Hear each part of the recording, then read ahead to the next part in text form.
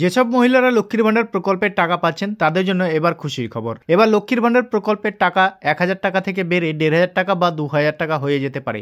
আসলে লক্ষ্মীর ভান্ডার প্রকল্পের ১,০০০ টাকা থেকে বেড়ে ১,৫০০ টাকা বা ২,০০০ টাকা হয়েছে, এমনই একটি নতুন আপডেটে আপনারা সমস্ত কিছু জানতে পারবেন। এই টাকা আপনারা কবে নাগাদ পেতে পারেন বা টাকা আসলে বেড়েছে কিনা, তো সমস্ত কিছুই আপনারা এক এক করে জানতে পারবেন এই ভিডিওর মাধ্যমে। ভিডিওটা প্রথম থেকে শেষ পর্যন্ত দেখলে সমস্ত কিছুই আপনারা বুঝতে পারবেন। তো চলুন বন্ধুরা, ভিডিওটাকে শুরু করা যাক। আগে লক্ষ্মীর ভান্ডার প্রকল্পের সাধারণ শ্রেণীর মহিলাদের দেওয়া হতো 500 টাকা এবং এসসি এসটিদের দেওয়া হতো ১,০০০ টাকা। কিন্তু গত বছর অর্থাৎ ২০২৪ সালের বাজেটে লক্ষ্মীর ভান্ডারের টাকা বৃদ্ধির কথা ঘোষণা করে রাজ্য সরকার।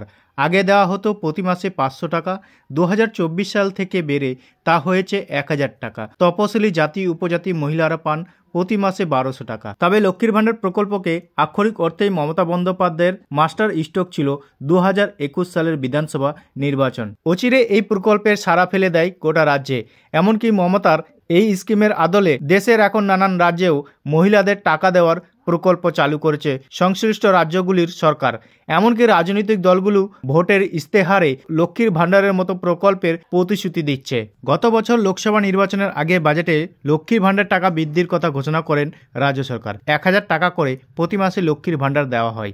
তপশিলি জাতি ও উপজাতি মহিলারা পান ১২০০ টাকা করে। ১২ই ফেব্রুয়ারি রাজ্যের বাজেট ২০২৬ সালের বিধানসভা নির্বাচনের আগে শেষ পূর্ণাঙ্গ বাজেট মমতা সরকারের। মনে করা হচ্ছে এই বাজেটে লক্ষ্মীর ভান্ডার প্রকল্পের টাকা বাড়ানোর কথা ঘোষণা করা হতে পারে। অনেকের আশা ১,০০০ টাকা থেকে বেড়ে ১,৫০০ টাকা বা ২,০০০ টাকা হয়ে যেতে পারে। সেক্ষেত্রেও তপশিলি জাতি ও উপজাতি মহিলাদেরও বাড়তে পারে লক্ষ্মীর ভান্ডারের টাকা। লক্ষ্মীর ভান্ডারের টাকা বাড়ার ইঙ্গিত মুখ্যমন্ত্রী মমতা বন্দ্যোপাধ্যায়ের একটি মন্তব্য থেকে মিলেছে। গত মঙ্গলবার মালদার সভায় মমতা বলেন, আপনারা জানেন আমি যেটা বলি সেটা করি। সিদ্ধান্ত হয়েছে যিনি লক্ষ্মীর ভান্ডার পান তিনি সারা জীবন পাবেন। এই লক্ষ্মীর ভান্ডার আমার মা বোনেদের উত্তরোত্তর বৃদ্ধি পাবে, লক্ষ্মীর ভান্ডার আরও বাড়বে।